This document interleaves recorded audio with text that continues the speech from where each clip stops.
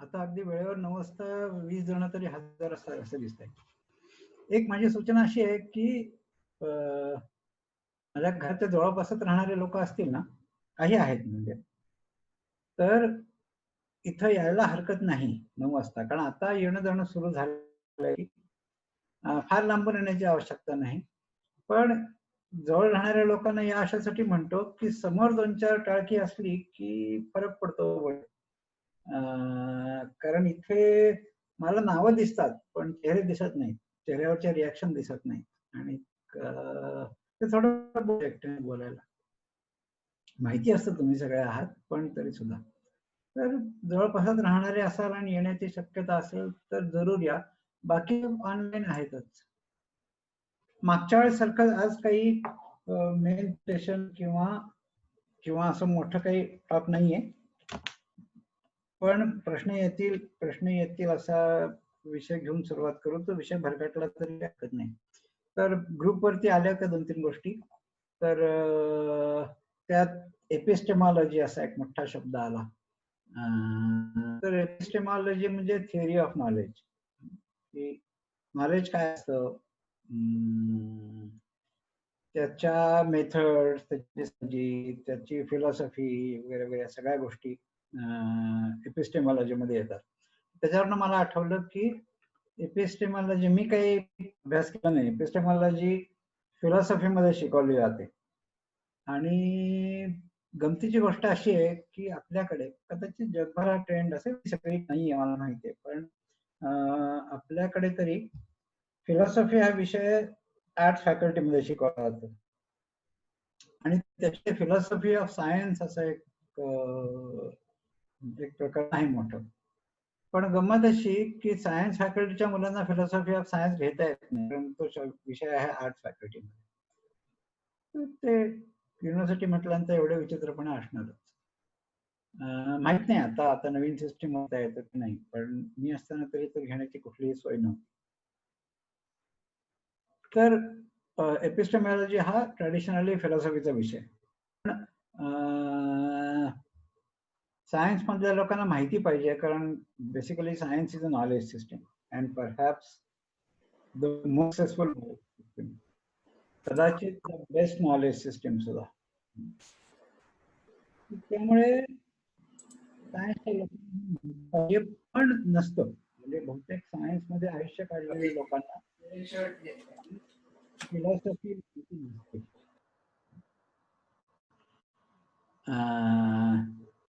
तर त्यामुळे ते आणि त्यामुळे तर मी स्वतः कधी शिकलो नाही, कारण मी स्वतः कधी फॉर्मली फिलॉसॉफी शिकलो नाही. पण सायन्सशी संबंधित असल्यामुळे जे काही जाणवतं ते कुठेतरी पाहण्याचा वाचण्याचा प्रयत्न केला, त्याच्यावर काही थोडाफार विचार झाला, थोडीफार कोणाशी चर्चा झाली, अशा गोष्टी झाल्या.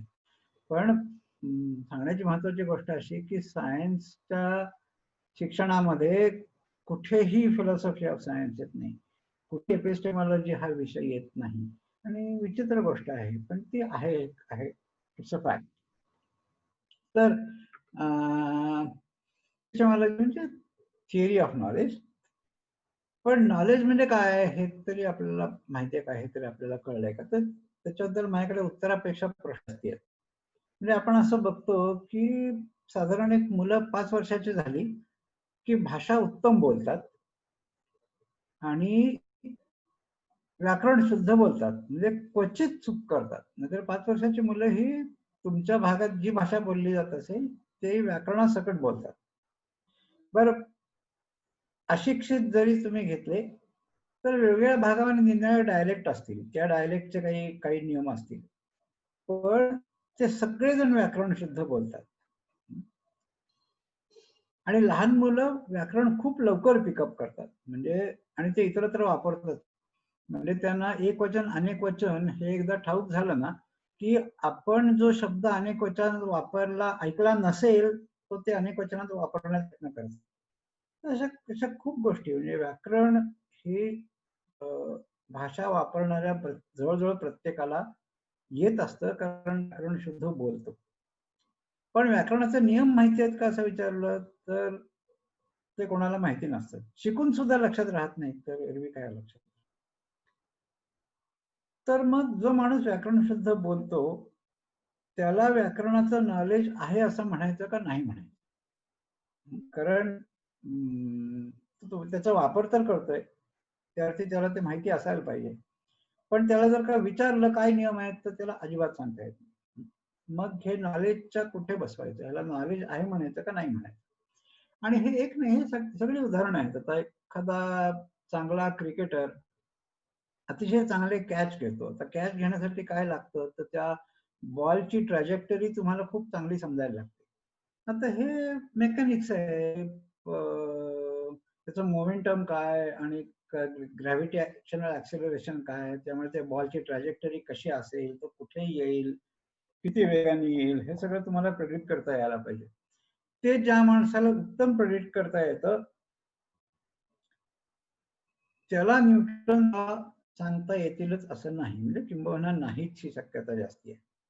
मग त्या बॉलची ट्रॅजेक्टरी खूप चांगली समजणं आणि तो कॅच करता येणं ह्याला नॉलेज म्हणायचं का मेकॅनिक्सचे लॉस सांगता येणं ह्याला नॉलेज म्हणायचं? हा हा एक खूप मोठा प्रश्न आहे.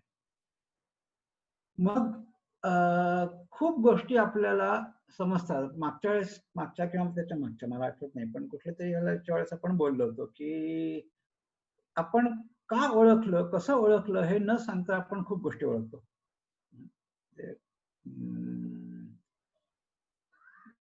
झाडं, निळ्या प्राणी, चेहरे, पण ते कसे ओळखले हे आपल्याला सांगता येत नाही.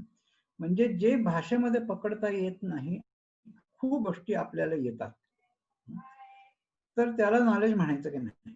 तर ह्याला काही फायनल उत्तर कोणी दिलंय की नाही मला माहित नाही, सुरुवातीमध्ये कोणी ह्याच्यावर चर्चा केलंय की नाही मला माहित नाही, पण हा अगदी आपल्या अनुभवातला आणि जाणवणारा प्रश्न आहे की एखादी गोष्ट नक्की माहिती असं कधी म्हणायचं. उलटही होतं. मी आता अशी उदाहरणं दिली की आपल्याला ते कळतंय आणि आपण ते वापरतोय पण शब्दात सांगता येत नाही. आणि उलटही असतं की एखाद्याला थिअरी पाठ असेल पण त्याला ते वापरता येत नाही. So what is knowledge? मग हे फक्त माणसामध्ये नाही तर कॉन्टेक्स्ट बेस्ड डिसिजन्स, की कुठल्या परिस्थितीमध्ये काय योग्य आहे तसंच बरोबर वागायचं हे तुम्हाला प्राण्यांमध्ये सुद्धा दिसतं आणि खूप स्मार्ट बिहेवियर दिसतं. प्रसंगाप्रमाणे त्याच्यामध्ये फ्लेक्झिबिलिटी असते, ते बदलता येतं. त्यांच्याकडे अर्थातच भाषा नाही आणि त्यामुळे थिअरायझेशन असण्याचा प्रश्न येत नाही. They cannot form a theory किंवा at least cannot communicate a theory of something. पण ज्या अर्थी ते योग्य तो डिसिजन घेतात आणि खूप कॉम्प्लेक्स डिसिजन सुद्धा घेतात, तर त्या अर्थी त्यांना नॉलेज आहे असं म्हणायचं का नाही? आणि याच्यामध्ये खूप प्रॉब्लेम्स आहेत, कारण ॲनिमल बिहेवियर मध्ये ट्रॅडिशनली, ॲनिमल बिहेवियर हा खूप जुना विषय नाही आहे. साधारणपणे 1950s मध्ये it started getting recognised as a branch of science, the branch of biology. आणि जवळपास एक 15-20 वर्षापूर्वीपर्यंत, अजूनही ते गेलेलं नाही, पण 15-20 वर्षापूर्वीपर्यंत ॲनिमल इमोशन्स, ॲनिमल नॉलेज हे शब्द वापरणं अवघड होतं.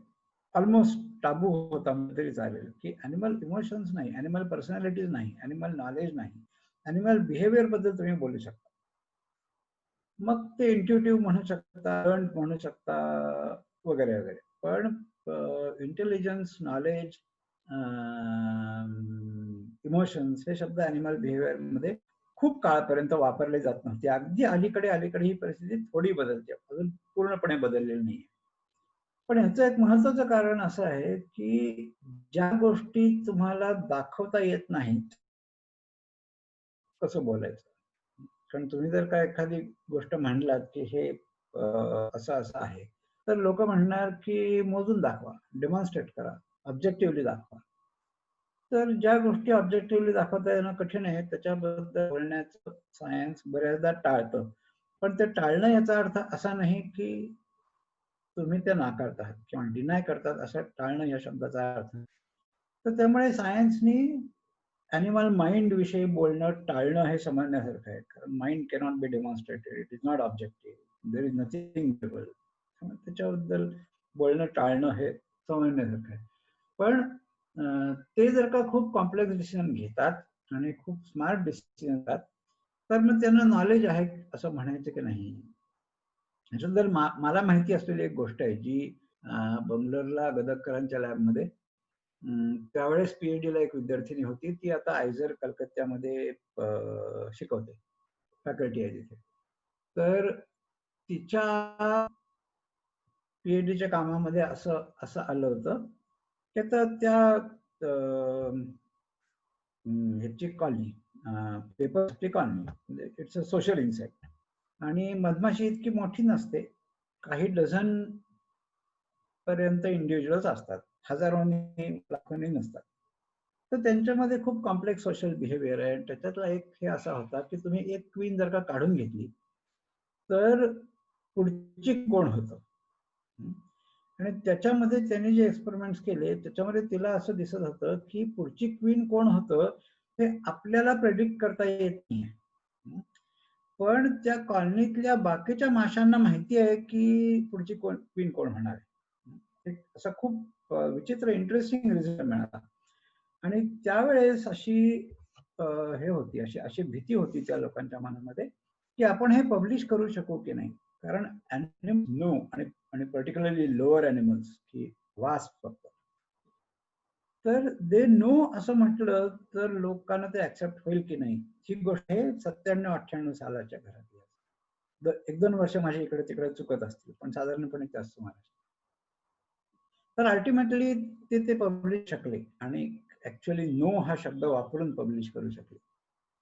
तर तेव्हा थोडं थोडं ओपन अप व्हायला लागलं होतं. नाही त्याच्या आधीपर्यंत 1990 आम्ही पण काही गोष्टी पब्लिश करताना आम्हाला खूप विरोध झाला की याला तुम्ही असं कसं म्हणता, ह्या ह्युमन कॅरेक्टर्स आहेत तर तुम्ही ॲनिमल्सना कशा लावता वगैरे वगैरे. ही परिस्थिती आता आता बदलते. म्हणजे आता हे सगळीकडेच म्हणजे असा ऍक्सेप्टन्स आहे की we don't need to treat humans and other animals qualitatively different. Quantitatively फरक असतील, नाही असं नाही.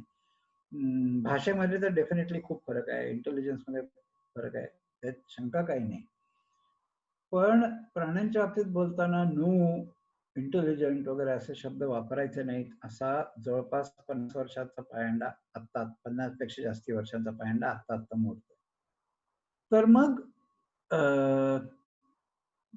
जे फॉर्मल नॉलेज आहे, फॉर्मल याचा अर्थ की ज्याची मी व्याख्या करू शकतो, जे भाषेमध्ये मांडू शकतो, त्यालाच नॉलेज म्हणायचं का. आणि बऱ्याचदा असं फॉलो केलं जातं की जी गोष्ट तुम्ही डिफाईन करू शकता, ज्याचा लॉ सांगू शकता, ज्याची थिअरी सांगू शकता, त्यालाच नॉलेज म्हणायचं. पण गोष्ट अशी आहे की essentially you lose knowledge with language.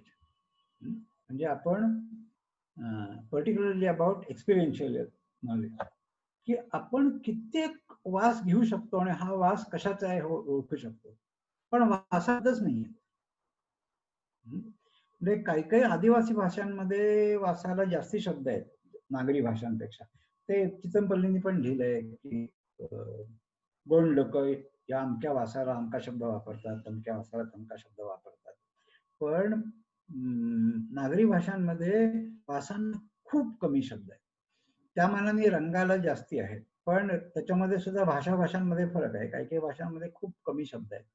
मराठीमध्ये इतके इंग्लिश इतके शब्द नाही आहेत, नाही असं नाही, पण कमी आहेत. भाषेने काही काही गोष्टींना जास्ती महत्व दिलेलं दिसतं, काही काही नाही. जसं वासाला काही शब्द नाहीत त्यामुळे आपण डिस्क्राईब करू शकत नाही. पक्ष्यांचा आवाज सुद्धा डिस्क्राईब करणं ही खूप अवघड गोष्ट आहे, आणि ती एक वेळ तुम्ही डिस्क्राईब कराल त्याच्यावरून वाचून तुम्हाला मूळ काय आहे ते इमॅजिन करता येणं फार अवघड गोष्ट आहे. त्या मानाने दिसणं, त्याचे फॉर्म याचं वर्णन करणं त्या मानाने सोपं आहे, पण तरी त्याची ती लिमिटेशन आहे. म्हणजे मुळात तुम्हाला नॉलेज जर का भाषेत मांडायचं असेल तर भाषा हीच लिमिटेशन होऊन बसते. आणि ऍक्च्युअली आपल्या मेंदूची किंवा इव्हन प्राण्यांच्या मेंदूची भाषेत जेवढं मावतं त्याच्यापेक्षा कितीतरी पटी असती माहिती असण्याची कपॅसिटी आहे. भाषेमुळे ऍक्च्युअली ज्ञान कमी होतं, वाढत नाही.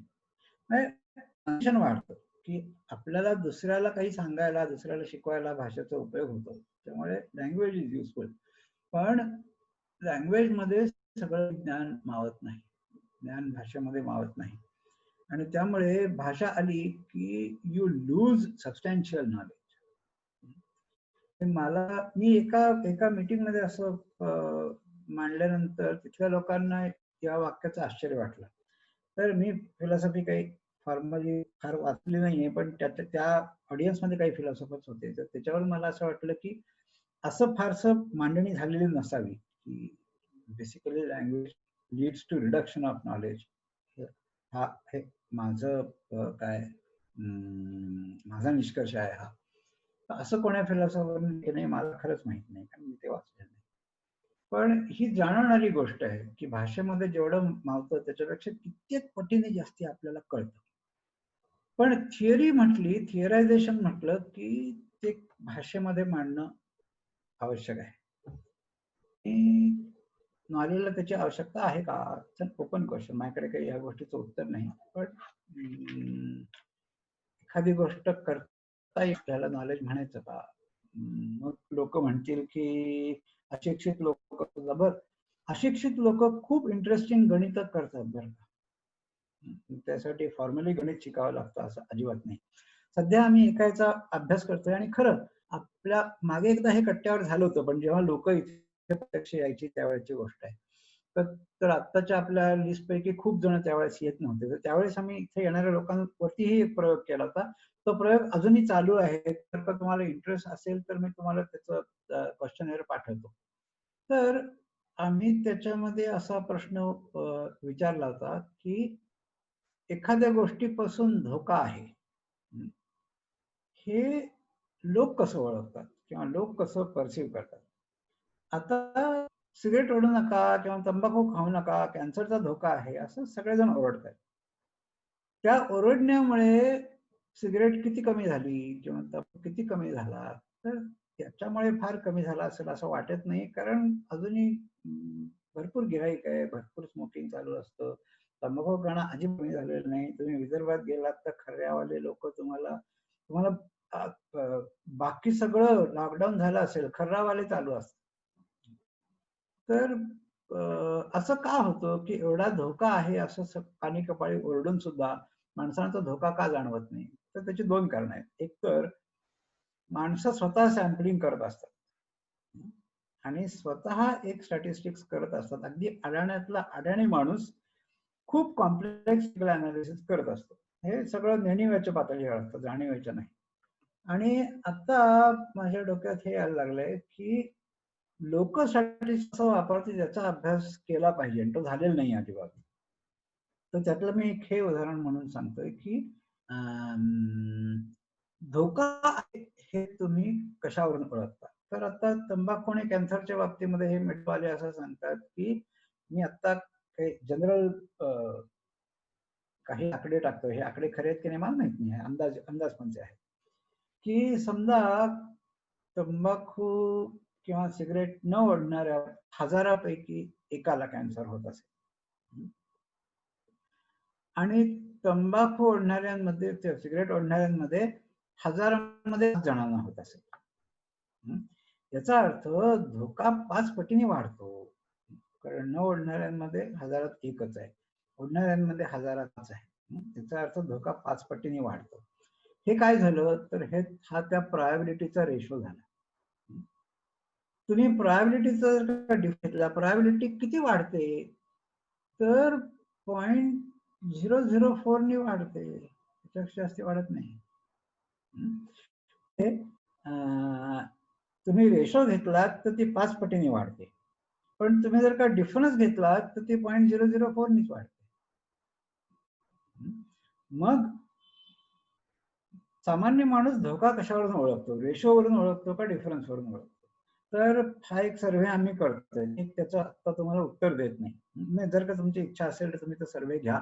आणखीन 4 मित्रांकडून ते क्वेश्चनर भरून घ्या. ते मी ईमेल करेन. हे मला फक्त तुम्ही सांगा की आम्हाला करायचंय. तर ज्यांना ज्यांना करायचंय त्यांना मी ते क्वेश्चनर ईमेल करेन. अगदी एकच प्रश्न आहे, तो नीट एक्सप्लेन करून ते उत्तर घ्यायचं एवढंच. आणि मग खाली थोडीशी पर्सनल इन्फॉर्मेशन आहे. तर त्याच्यातून काय बाहेर निघतं ते आपण सावकाश बोलू, पण मी आता नाही, कारण जर का तुम्ही कोणी भरणार असाल तर आधीच उत्तर माहिती असलेलं बरोबर. तर लोकांकडे एक स्टॅटिस्टिक्स आहे, पण त्याचा आपण विचार केलेला नाही, किंवा लोक स्टॅटिस्टिकल अनालिसिस कसं करतात हे आपण पाहिलेलं नाही, किंवा हे ह्याचा आपण अभ्यास केलेला नाही.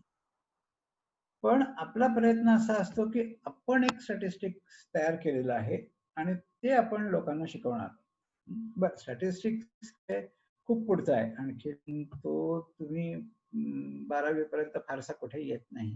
त्याच्यानंतर सर तुम्ही तो विषय घेतला तर शिकता, किंवा त्याचा एखादा ऍप्लिकेशन असलेला विषय घेतला, सायकोलॉजी सारखा, मेडिसिन सारखा किंवा बायोलॉजी सारखा, तर तुम्ही ते शिकता, एरवी शिकत नाही. पण साधं गणित तर आपण अगदी 2री 3री पासून शिकायला लागतो. तर एक एक मध्यंतरी एक गेल्या वर्षी एक वाद आला होता बघा, की 62 म्हणायचं का 62 किंवा 62 म्हणायचं. तर त्याच्यातलं एक आर्ग्युमेंट असं होतं की 62 63 वगैरे हे समजायला फार अवघड आहे. त्याच्याऐवजी तुम्ही 62 63 असं म्हणलात तर मुलं लवकर शिकतील, कारण ते खूप स्ट्रेट फॉरवर्ड, शिकायला सोपं आहे. आता या सगळ्या आर्ग्युमेंट, त्याच्यावरती खूप उलटसुलट आर्ग्युमेंट झाली त्यावेळेस. आता त्याची काय परिस्थिती आहे मला माहित नाही. पण या सगळ्या आर्ग्युमेंटमध्ये एक गृहीत असं आहे की तुम्ही बाहेरून काहीतरी शिकवत आहात, काहीतरी आत घालण्याचा प्रयत्न करत आहात.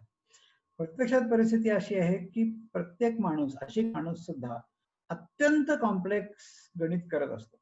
म्हणजे एक साधी गोष्ट, गणित त्याच्यामध्ये सगळं आलं बरं का. गणित आलं, स्टॅटिस्टिक्स आलं, कॉम्प्युटेशन आलं, सिम्युलेशन झाली, हे सगळं सामान्य माणूस करत असतो. तो कसं करतो हे याचा कोणी विचार नाहीये. आणि ते कसं करायचं, म्हणजे सामान्य माणूस गणित कसं करतोय त्याचा रिसर्च तरी कसा करायचा याचा पण फार विचार झालेला नाही. अगदी 1-2 उदाहरणामध्ये आम्ही त्याच्यावरती काम केलं. एक उदाहरण सांगू की तुम्ही एक चेहरा समजा असा समोरून पाहिला आणि पुढच्या वेळी तो एका अँगलने पाहिला, तरी तुम्हाला कळतं की तो चेहरा आहे. आता ह्याच्यामध्ये मेंटल रोटेशन हा एक खूप कॉम्प्लेक्स अल्गोरिदम आहे. त्यात खूप कॉम्प्लेक्स जॉमेट्री आहे आणि ती आपला मेंदू सहज करतो. काही काही अजिबात कष्ट पडत नाही, किंवा हा काही कॉम्प्लेक्स प्रॉब्लेम आहे असंही वाटत नाही. फक्त एका अँगलने ओढला चेहरा, दुसऱ्या अँगलने तोच आहे हे ओळखायचं आहे. आपल्या दृष्टीने ही साधी गोष्ट आहे, काहीच अवघड नाही, पण मॅथमॅटिकली हे खूप कॉम्प्लेक्स आहे.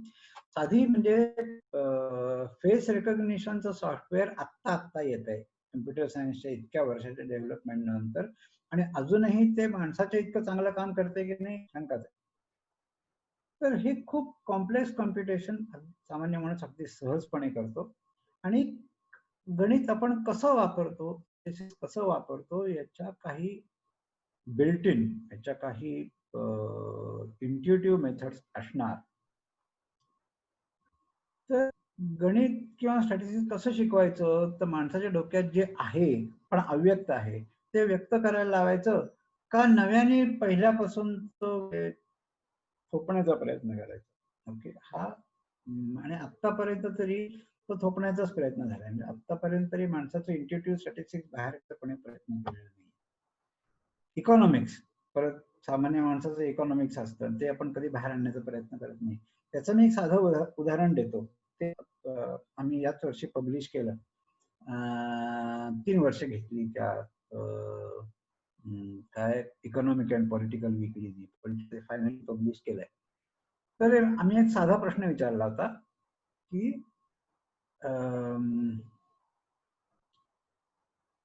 काहीतरी पैसे खर्च केलेत. मी काय समजा एक 100 रुपयाची वस्तू आणली, बाजारामध्ये उभं राहिलो ओरडत विकायला, आणि ती मी 150 रुपयाला विकली, तर मला 50 रुपये प्रॉफिट झाला. आता समजा मी 100 रुपयाच्या न आणता 200 रुपयाच्या वस्तू आणल्या, उभा राहिलो तसाच विकायला, तर मला जास्ती विकायचं आहे म्हणून मी थोडस आणखीन डिस्काउंट दिला आणि 200 रुपयाच्या वस्तू आता माझ्या हिशोबाप्रमाणे 300 रुपयाला विकल्या जायला पाहिजे होत्या, मी थोडा डिस्काउंट जाहीर केल्यामुळे 280 रुपयालाच विकल्या. म्हणजे आधी माझं 100 इन्व्हेस्टमेंट होती, मला त्याच्यावर 50 रुपये फायदा मिळत होता. आता 200 रुपये इन्व्हेस्ट केले आणि 80 रुपये फायदा मिळाला, तर माझा प्रॉफिट वाढला का कमी झाला? मला पटकन सांगा, तुमच्या मते माझा प्रॉफिट वाढला का कमी झाला? म्हणजे मी हा धंदा 100 रुपयावरून 200 रुपयावर, ही चांगली गोष्ट आहे का वाईट गोष्ट आहे? तर तुम्ही जर का पर्सेंटेज वाईज कमी झाला ना? हो ना. म्हणजे तुम्ही जर का वजाबाकी केली तर प्रॉफिट वाढला, तुम्ही जर का भागाकार केला तर प्रॉफिट कमी झाला. मग वजाबाकी करणं योग्य आहे का भागाकार करणं योग्य आहे? आणि काय योग्य आहे म्हणण्यापेक्षा सामान्य माणसं काय करतात, ह्याचा आम्ही एक प्रयत्न केल्यानंतर आमच्या अशाच लक्षात आलं की शेतकरी, तोच शेतकरी बरं का, जेव्हा शेतीचं गणित करतो तेव्हा तो वजाबाकी करतो, आणि जेव्हा गाई म्हशींचं करतो तेव्हा तो भागाकार करतो. आणि जर तुम्ही भागाकार करत असाल तर तुमचा प्रॉफिट किंवा तो जो आहे इनपुट आणि रिटर्न्सचा, तो रेशो मॅक्झिमम कसा करायचा, तर खर्च कमी करून, कारण डिनॉमिनेटर कमी केला की तो रेशो कुठे जातो. आणि त्यामुळे जर तुम्ही रेशो वापरत असाल तर तुम्ही खर्च कमी करण्यावर जास्ती भर द्या. तुम्ही जर का डिफरन्स वापरत असाल तर तुम्ही असं कराल की मला माझं रिटर्न्स वाढवले पाहिजेत, जास्ती खर्च आला तरी काय बिघडत नाही, पण मला माझे रिटर्न्स जास्त वाढले पाहिजेत, प्रोव्हाइडेड माझी खर्च वाढ ही रिटर्न्सच्या वाढीपेक्षा जास्ती नाहीये. म्हणजे मी 5 रुपये जास्ती खर्च करून मला 7 रुपये मिळत असतील तर मी ते नक्की करेन. रेशोवाला म्हणेल की नाही नाही, हे नाही परवडण्यास, मी कमीत कमी खर्चामध्ये मला 3 रुपये जरी मिळाले तरी 3 भागिले 0 इन्फिनिटी होतात ना, किंवा 3 भागिले 0.1 30 होतात. तर त्यामुळे जेव्हा रेशो घेतात तेव्हा तुम्ही जास्ती खर्च कमी करण्याच्या मागे असता, ज्यावेळी तुम्ही डिफरन्स घेता त्यावेळेला खर्च झाला तरी चालेल पण माझे रिटर्न्स आणखी वाढले पाहिजे असं तुम्ही विचार करता. शेतकरी, तोच शेतकरी शेतीच्या बाबतीमध्ये डिफरन्स घेतो, आणखीन गाई गुरांच्या बाबतीमध्ये रेशो घेतो. त्याचं हे आम्हाला कसं कळलं, कारण शेतकऱ्याला रेशो पण कळत नाही, तो तुम्हाला सांगू शकत नाही हिशोब कसा केला ते, तर हे त्यांच्या बिहेवियरवरूनच कळतं. म्हणजे कुठल्या प्रसंगी ते कसा निर्णय घेतात याच्यावरून ते इन्फर करावं लागतं की ते कुठल्या प्रकारचं गणित कधी करतायत. आणि रेशो कधी वापरायचा आणि डिफरन्स कधी वापरायचा हा प्रश्न मी 1 डझनभर इकॉनॉमिस्टना विचारला आणि एकाच्याही मनात त्याच्याबद्दल क्लॅरिटी नाही. शेतकऱ्याला ते व्यवस्थित नाही. कधी रेशो वापरायचा, कधी डिफरन्स वापरायचा, तर जेव्हा तुमच्याकडे इन्व्हेस्टमेंटची संधी लिमिटेड असते. तर शेत एकच आहे, 50 शेत काही नसतात, किंवा मी हवं तसं शेत वाढवू शकत नाही, जमीन आता सॅच्युरेटेड आहे, जास्ती शेत विकत घ्यायला गेलं तर ते मिळतातच असं पण नाही. पण गुरांचं तसं नाही, गुरं एकाचे 2 होतात, 2चे 4 होतात, 15 होतात, त्याच्यावर काही लिमिट नाही. त्यामुळे ज्या वेळेला तुम्हाला बिझनेसचे युनिट्स वाढवायला लिमिट नसेल त्यावेळेला तुम्ही रेशो घ्यावा, आणि ज्या वेळेला तुम्हाला युनिट्स लिमिटेड आहे, पैसा तुम्ही कमी किंवा जास्ती घाला पण लिमिट्स तेवढीच राहणार आहेत असं असेल त्यावेळेला तुम्ही डिफरन्सचं गणित करा. हे योग्य आहे, हे रॅशनल आहे, आणि हे शेतकऱ्यांना बरोबर माहिती आहे, पण एकाही इकॉनॉमिस्टला याचं उत्तर देता आलं नाही. मी जेवढ्या लोकांना विचारलं तेवढ्यापैकी. तर याचा अर्थ की लोक गणित करतात आणि त्यांना योग्य गणित योग्य ठिकाणी वापरायचं माहिती असतं, पण ते हे कागदावर लिहू शकत नाही, ते सांगू शकत नाही की आपण असं का केलं. मग आता याला नॉलेज म्हणणं आहे.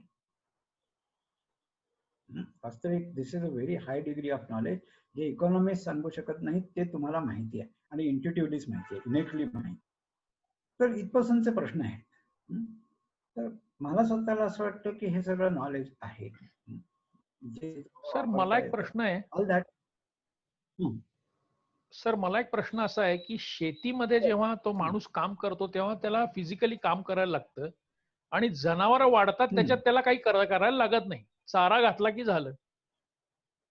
हा, तर मी जे इन्व्हेस्टमेंट म्हणतो ती फक्त पैशाची नाही, ती कष्टाची, वेळाची, श्रमाची, एनर्जी, सगळीच इन्व्हेस्टमेंट. ही गुरांमध्ये आता आता ही जी काही क्रॉस ब्रीड आले आहेत ना, त्या जास्ती काळजी घ्यायला लागते. होय होय. तर ते लोकांना नको आहे. हायब्रिड क्रॉपला सुद्धा जास्ती काळजी घ्यायला लागते, ते करतात बरोबर. पण क्रॉसब्रीड वर जास्ती काळजी घ्यायला ते तयार नसतात.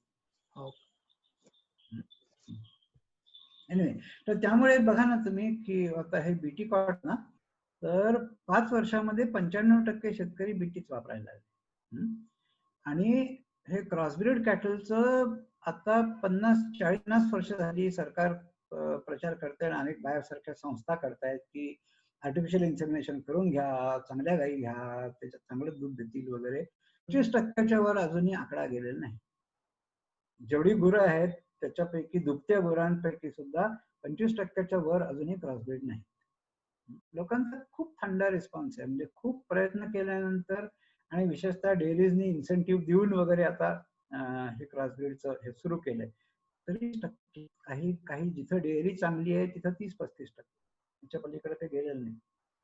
तर हे लोकांचं इंट्युटिव्ह गणित आहे, जे अजून आपल्याला समजायचंय. अशा खूप गोष्टी आहेत की ज्या प्राण्यांना खूप चांगल्या असतात, माणसांना खूप चांगल्या समजतात. फॉर्मल नॉलेजला ते अजून कळलेलं नाही, फॉर्मल सायन्सला अजून ते कळलेलं नाही. तर माझ्या मते हे सगळं आहे जे इंट्युटिव्हली आलंय ते अर्थात त्यातलं बरचसं इव्होल्युशन मधून आलेलं आहे. काही कल्चरली ट्रान्समिटेड असेल बरचसं, पण बऱ्याचशा गोष्टी या इव्होल्युशन मधून आल्या आहेत आणि ऑल दॅट इज नॉलेज. मग ते जेव्हा फॉर्मल होतं, ते जेव्हा तुम्ही भाषेमध्ये मांडता त्यावेळेला थिअरी म्हणतात. प्राण्यांकडे थिअरी नसते, नॉलेज असतं. हे हा माझा शब्दांचा छल आहे, वापरला असेल असं काही मला, किंवा काही वेगळ्या प्रकारे वापरला असला तर मला माहिती. मग त्याच्यावर आणखीन एक शब्द येतो की ट्रूथ. म्हणजे मला एखादी गोष्ट कशी आहे ते माहिती, knowledge is suppose to be about truth. पण इथे खूप मोठी गडबड आहे आणि ती अशी की there is no way to know truth. We simply not have access to truth. कारण साधं आपल्याला डोळ्यांनी, कानांनी, कुठल्याच प्रकाराने वी कॅनॉट एक्सपिरियन्स इट. म्हणजे साधी गोष्ट की आता तुम्ही मला जर का पाहत असाल बोलताना तर तुम्ही ते एक इमेज पाहता. हे जाऊ द्या, ऑनलाईन आहे, कम्प्युटरचा जमाना आहे, तुम्ही स्क्रीनवर पाहतात वगैरे, हे सगळं सोडून द्या. तुम्ही जरी प्रत्यक्षात माझ्या समोर उभे असलात तरी तुम्ही मला पाहता का? नाही पाहत. तुम्ही काय पाहता तर तुमच्या रेटिनावरती तयार झालेली इमेज पाहता. मग जर का डोळ्यात दोष असेल तर ती इमेज चुकीची तयार होते किंवा तयार होते आणि मग तीच आपण पाहतो. कानाने आपण जेव्हा ऐकतो त्यावेळेला ऍक्च्युली बाहेरचा आवाज ऐकत नाही. आपली टिम्पॅनिक मेम्ब्रेन्स व्हायब्रेट होतात आणि तेच आपल्याला कळतं, बाहेरचा आवाज कळत नाही.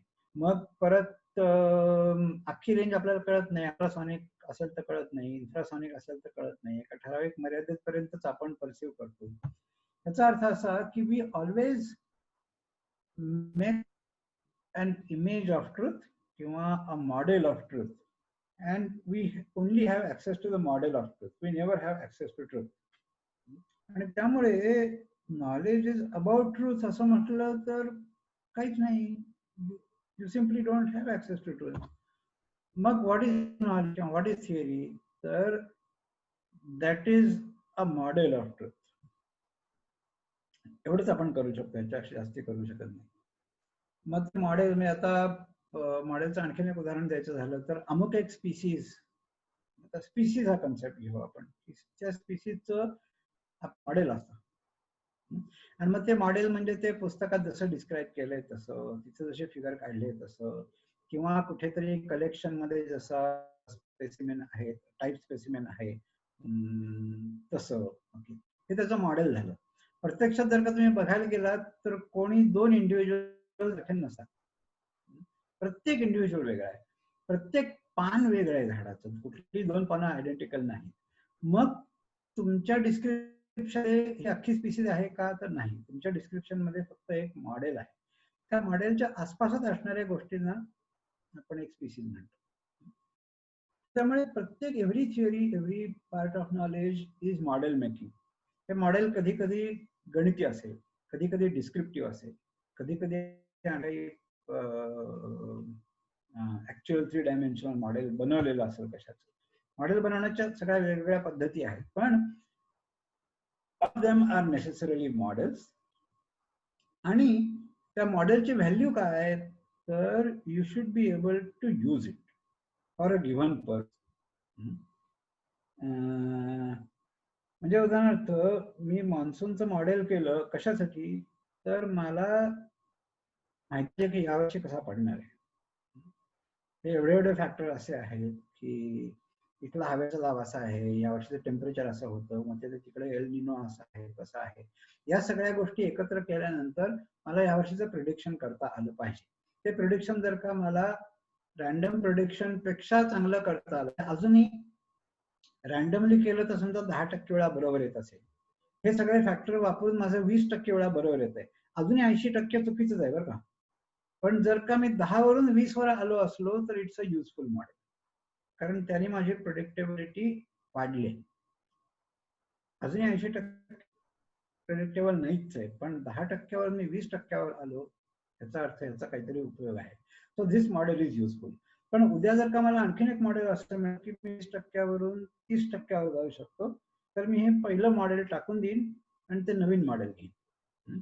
So my knowledge has changed. पण ठिकाणी do I know the truth, नाही. म्हणजे essentially knowledge is about making models, किंवा theorization is making formal models. Knowledge can be informal, जे भाषेमध्ये मांडलंच गेलं नाही. Theory has to be formal, जी भाषेमध्ये काही इक्वेशन असेल, काही लॉज मध्ये असेल, मांडली गेली पाहिजे.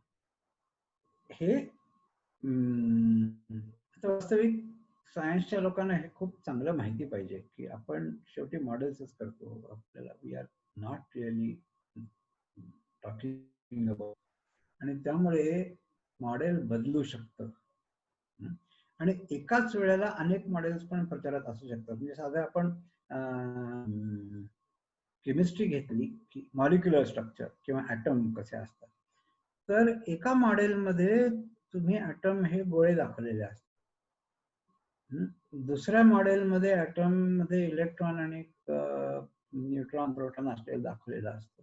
तर तिसरं मॉडेल म्हणतं की इलेक्ट्रॉन असे काही नाहीच आहेत, इलेक्ट्रॉन क्लाउडच आहे.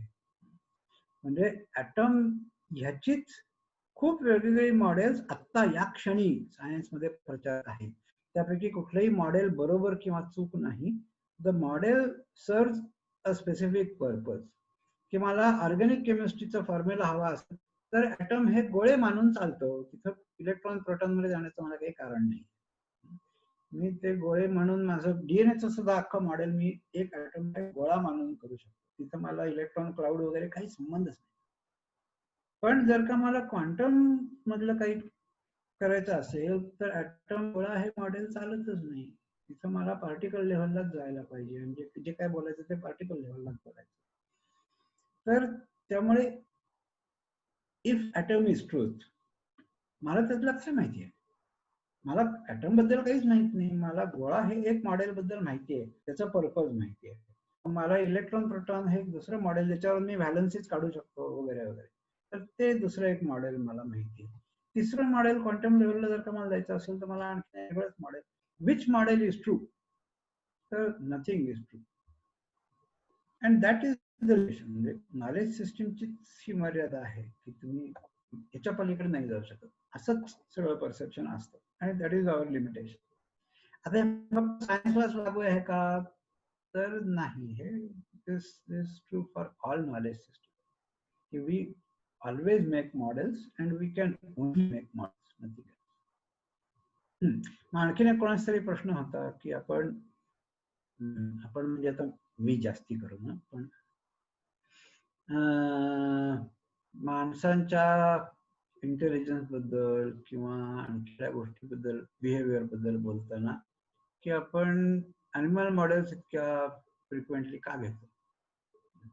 तर बेसिकली मला असं वाटतं की माणूस हा काही आकाशातून नाही पडला. इतर प्राण्यांसारखेच आपण आहोत, एक वेगळी स्पीशीज आहोत. हत्तीला जशी लांबच्या लांब सोंड आहे, जशी इतर कोणाला नाही, तसं आपल्याला एक मेंदू आहे जो जास्ती वाढलेला आहे, नकळत वाढला आहे, तो इतर कोणाला नाही. तर हत्तीला जरी सोंड जरी फक्त हत्तीलाच असली किंवा मोठा मेंदू जरी फक्त माणसालाच असला किंवा एवढी भाषा, एवढी कॉम्प्लेक्स भाषा फक्त माणसात जरी असली, तरी त्याच्या मागे जी प्रिन्सिपल्स आहेत ती फारशी वेगळी नाही. Evolutionary principles remain the same. मग कोणामध्ये शिंग असतील, कोणामध्ये आणखीन काही पिसारा असेल, कोणामध्ये डोकं, कोणामध्ये सोंड असेल, आणखीन काही असेल, पण ते काय इव्हॉल्व्ह होतात, कसे इव्हॉल्व्ह होतात, तर याच्या मागचे तत्व तीच आहे. आणि त्यामुळे ती समजून घ्यायची माणसापेक्षा प्राणी जास्ती चांगले. कारण अनेक गोष्टी, एक तर खूप स्पेसिस आहेत, त्यामुळे तुम्हाला खूप डेटा मिळतो, वेगवेगळ्या प्रकारचा डेटा मिळतो, कुठल्या कॉन्टेक्स्ट मध्ये काय इव्हॉल्व्ह झालंय हे कळतं. दुसरी गोष्ट, तुम्ही त्यांच्यावर प्रयोग करू शकता जे माणसावरती करू शकत नाही. पण तिसरी त्याच्याहून महत्वाची गोष्ट आहे की माणसात बोलताना you are most likely to be misled. त्याचं कारण आपल्या स्वतःबद्दल आणि माणसाबद्दल काही कल्पना असतात, की तिथपासूनच गोंधळ आहे. दुसरी गोष्ट अशी की सोशल सायन्सेसनी ज्याच्यामध्ये सायकोलॉजी आलं, इव्होल्युशनरी सायकोलॉजी वगैरे अशा काही अलीकडच्या शाखा आहेत, त्या जर का सोडल्या तर क्लासिकल सायकोलॉजी, सोशल सायन्सेसच्या बऱ्याचशा ब्रँचेस, यांनी माणसाचा एक टोटली वेगळा विचार केलाय आणि माणूस हा फक्त माणूस म्हणून विचार केलाय. त्याचं इव्होल्युशनरी ओरिजिन्स वगैरे हे काही फारसा संबंध ठेवला नाही. आणि all these branches of knowledge are centered around language, whereas study of animals can be free of language. आता लँग्वेजचे जसे फायदे आहेत तसे तोटे आहेत. एक सर्वात महत्वाचा तोटा असा की तुम्हाला माणसांना प्रश्न विचारण्याचा मोह होतो किंवा प्रश्न विचारणं हीच सर्वात चांगली पद्धत आहे असं वाटायला लागतं, कारण ती खूप. आणि माणूस ज्यावेळेला प्रश्नाची उत्तर देतो त्यावेळेला त्या उत्तराच्या मागच्या प्रोसेस खूप विचित्र असतात.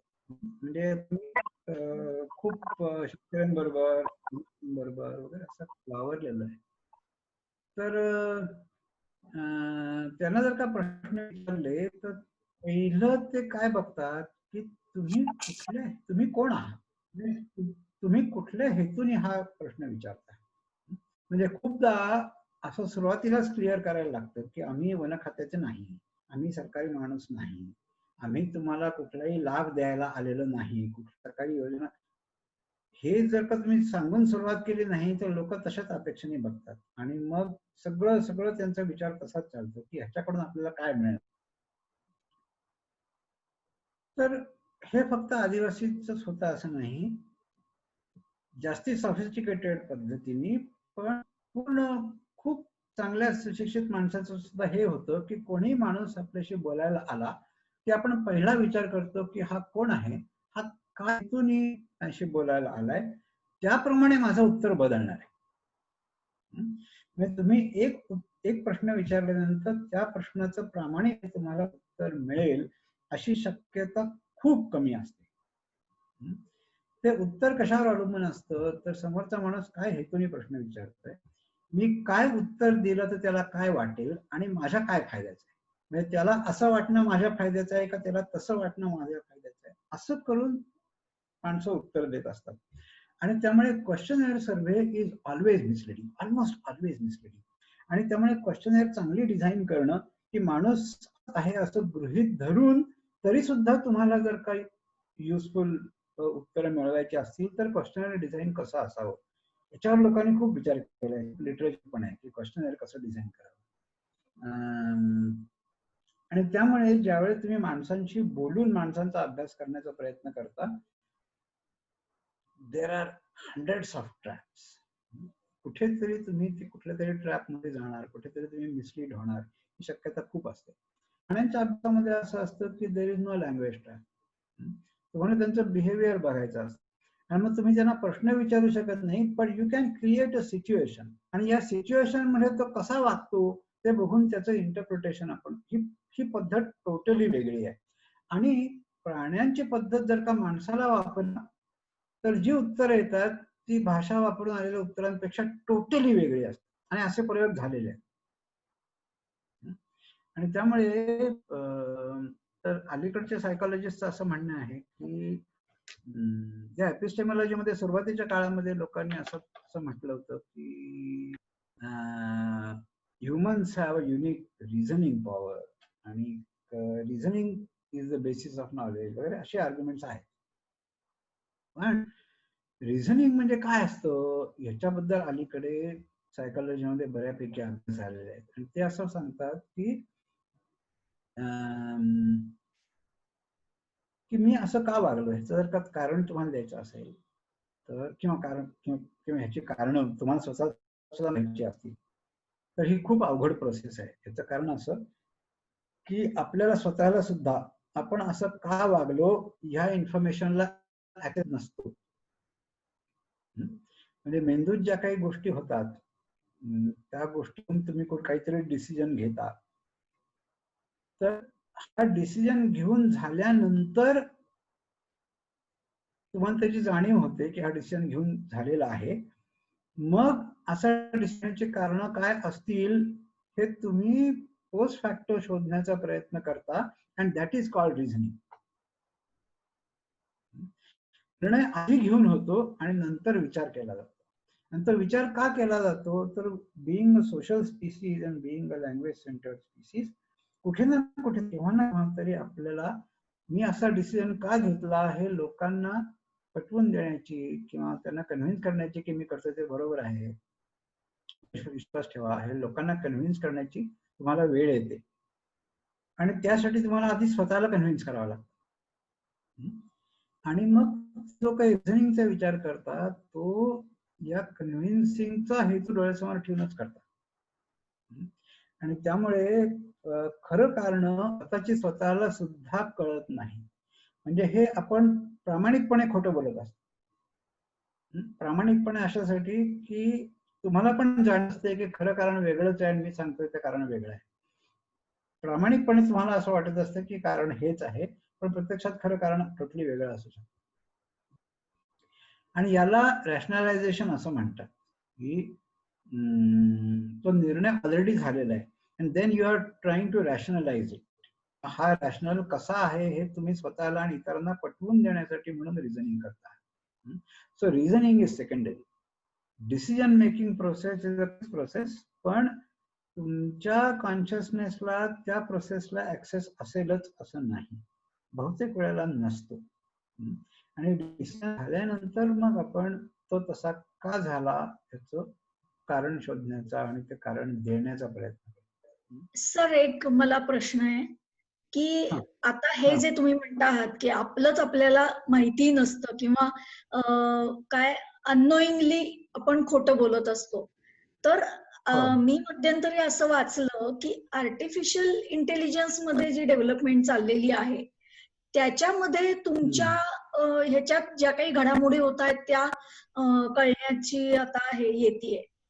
म्हणजे तुम्ही जरी प्रत्यक्षात अगदी टाळ्या वाजवल्या आणि अगदी स्माइल दिलं तरी सुद्धा मनातनं तुम्हाला आवडलेलं नाहीये किंवा तुम्ही रागवलेले आहात किंवा जे काय असेल ते, तर हे शोधून काढायचं आता टेक्निक आलेलं आहे, ते खरं आहे का? तर आलेलं आहे हे काही खरं मला वाटत नाही, पण ही गोष्ट अशक्य आहे का तर अशक्य नाही. कारण ही जी डिसिजन मेकिंगची प्रोसेस आहे this is also physical process, पण ती इतकी कॉम्प्लेक्स आहे की तेवढ्या कॉम्प्लेक्सिटी ती इंटरप्रिट करण्याचं अजून काही आपण डेव्हलप झालेलं नाही झालेलं. अच्छा. काही थोड्या गोष्टी आहेत, म्हणजे उदाहरणार्थ लाय डिटेक्टर वगैरे असतात, ते आहे, कॅच करू शकतात. म्हणजे अशा काही खूप स्पेसिफिक. युवाल नोआ हरारी आहे, त्याच्या एका भाषणामध्ये मी ऐकलं की हा. अशा तऱ्हेचा आता आर्टिफिशियल इंटेलिजन्स डेव्हलप होतो आहे आणि कुणापासूनच तुम्ही काही तुमचं खाजगी आणि हे राहू शकणार नाही पुढच्या काळामध्ये. ही गोष्ट येईल कदाचित, पण त्याला हं. त्या नजदीकच्या काळात येईल असं मला वाटत नाही. हा. तर आरती जे म्हणतायत त्याला जोडून चायनामध्ये काहीतरी एक ब्रेनला एक इन्स्ट्रुमेंट म्हणजे आपल्या डोक्याला एक इन्स्ट्रुमेंट लावलं जातं आणि ते इन्स्ट्रुमेंट ब्रेनच्या वेव्स कॅप्चर करतं का काहीतरी आणि मग त्याला इंडिकेटर असतं, डिजिटल इंडिकेटर असतं. जर रेड असेल तर तो मुलगा लक्ष देतोय की नाही ते कळतं. तसे असे डिजिटल इंडिकेटर असतात. तो त्यांनी असं डेव्हलप केलंय काहीतरी म्हणजे तुमच्या इमोशन्स त्याच्याने कॅप्चर होतात असं काहीतरी डेव्हलप केलं चायनाने. आता ते चेहरा इतकं चांगलं आहे की नाही, कारण चेहराच बऱ्याच गोष्टी व्यक्त करतो मला. पण अशा गोष्टी नक्की आहेत. उदाहरणार्थ तुम्ही मला ही गोष्ट उचलायची आहे असा जरी विचार केला तरी तो कॅप्चर करून एक रोबोटिक ती गोष्ट उचलतो. हे प्रयोग झालेले आहेत आणि तसं प्रत्यक्षात शक्य आहे. म्हणजे तुम्ही जेव्हा ही इच्छा मनातल्या मनात इच्छा करता की मला हे उचलायचंय, तेव्हा त्याच्या मागची इलेक्ट्रोकेमिस्ट्री काय आहे ती डिसायफर करून ते रोबोटिक हँड तुमच्या इच्छेप्रमाणे करून दाखवतो. हे इथपर्यंतचे प्रयोग झालेले, जर काही शंका नाही. पण आपण हे जे म्हणतो की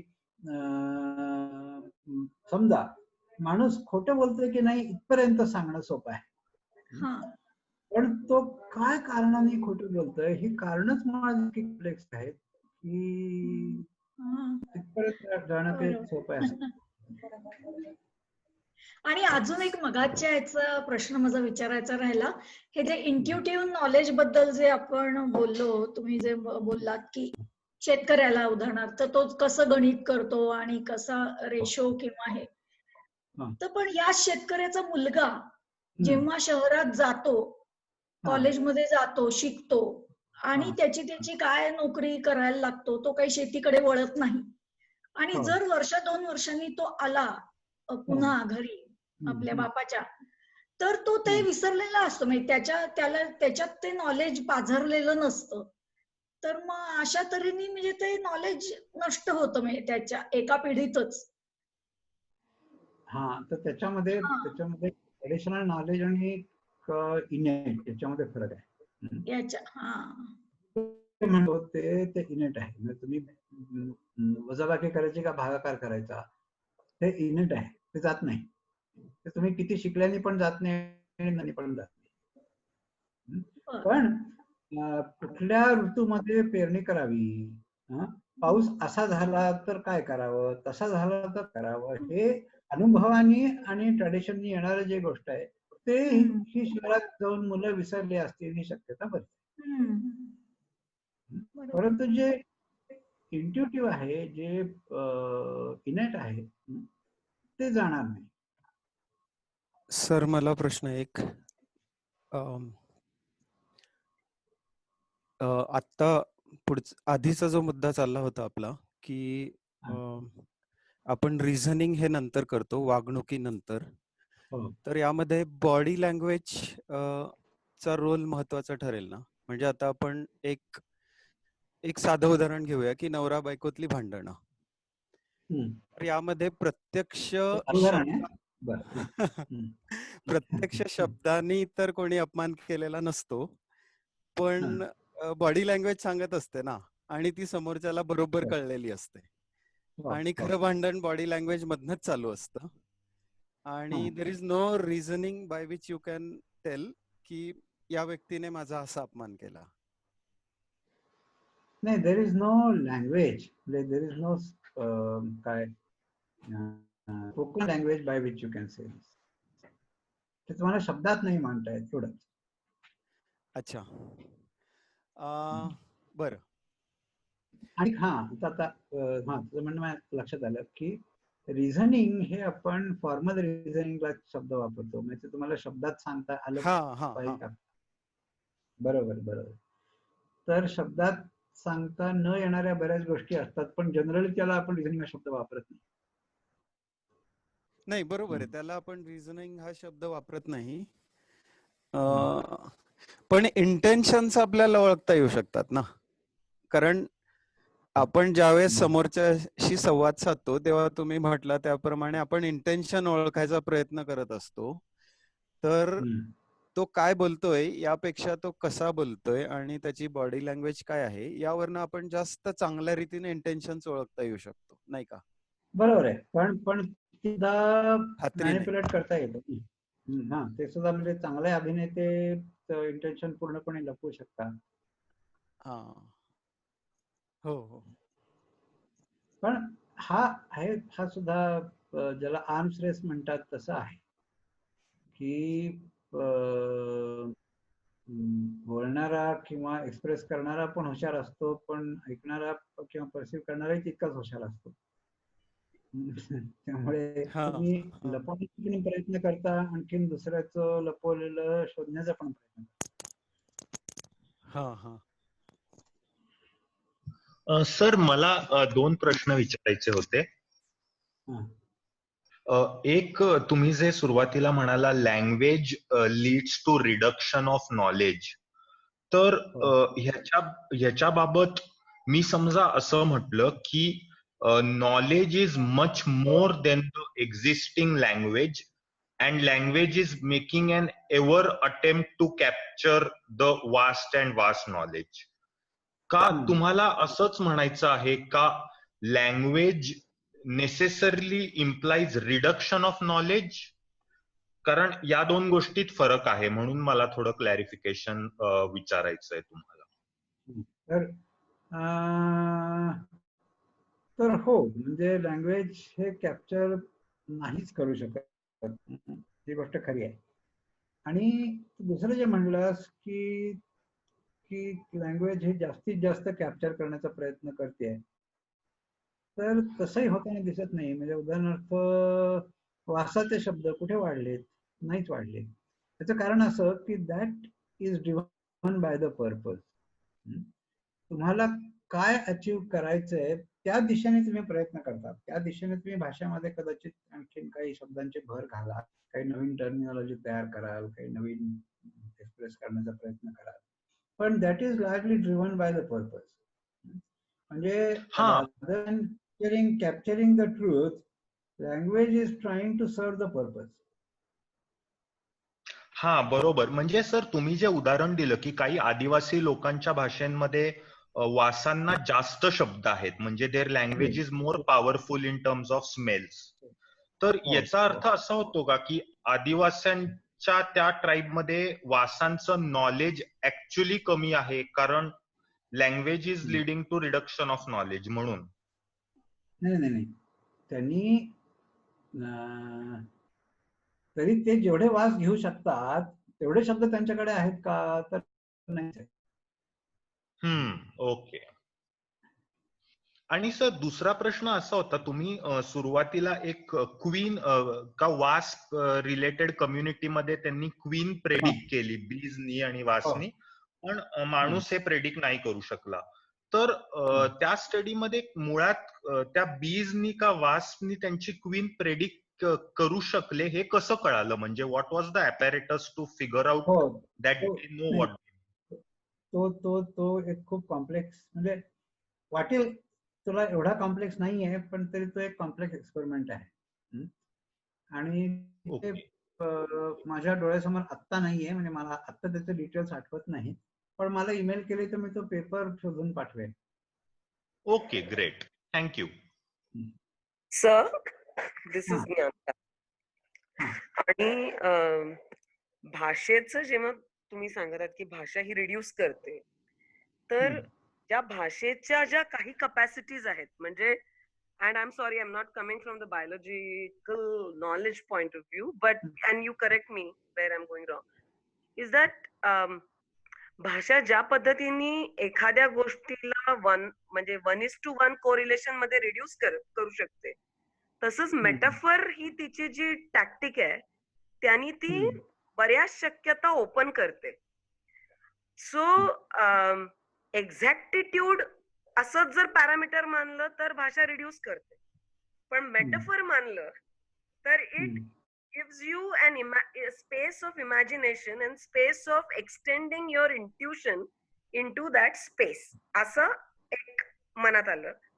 आणि दुसरं म्हणजे बरोबर, म्हणजे भाषेचं जे तुम्ही म्हणालात की भाषा ही लिमिट करते आहे, तर आपले जे सगळी परंपरागत ज्याला त्यांनी ज्ञान म्हटलं आहे, म्हणजे आध्यात्मिक ज्ञान या अर्थाने, तर त्या प्रत्येक लेखकांनी बाप उपयोगी वस्तू शब्दू स्मरणदानी प्रसिद्धू अव्यक्ताचा विषदू आरिसा नोहे, म्हणजे they have captured that limitation part of it, but that is only विजवी द आध्यात्मिक स्पिरिच्युअल कॉन्टेंट ऑफ इट. तर या दोन्हीवरती तुमचं काय एलॅबोरेटेड हे आहे तर मला ऐकायला आवडेल. हा, तर दोन्हीच्या उत्तरामध्ये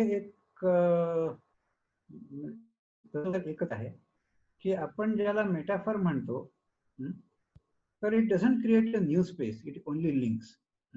म्हणजे अगदी मधासारखं गोड असं जर का मला म्हणायचं असेल तर मध ऐकणाऱ्याला माहिती पाहिजे ना, नाही उपमा देऊन काहीच उपयोग होत नाही. त्यामुळे उपमेने नवीन स्पेस क्रिएट होत नाही, पण हा पॉइंट त्या पॉइंटला लिंक केला जाऊ शकतो. आणि हे जे अनुर्वाच्य आहे ना, तर ते अनुर्वाच्याचं कारण असं की त्याला मेटाफोर देण्यासारखं दुसरं काही ऐकणाऱ्यांनी कधी अनुभवलेलंच नसेल, तर तुम्हाला मेटाफोर देऊन ते सांगता येत नाही. म्हणून ते अनुर्वाच्य.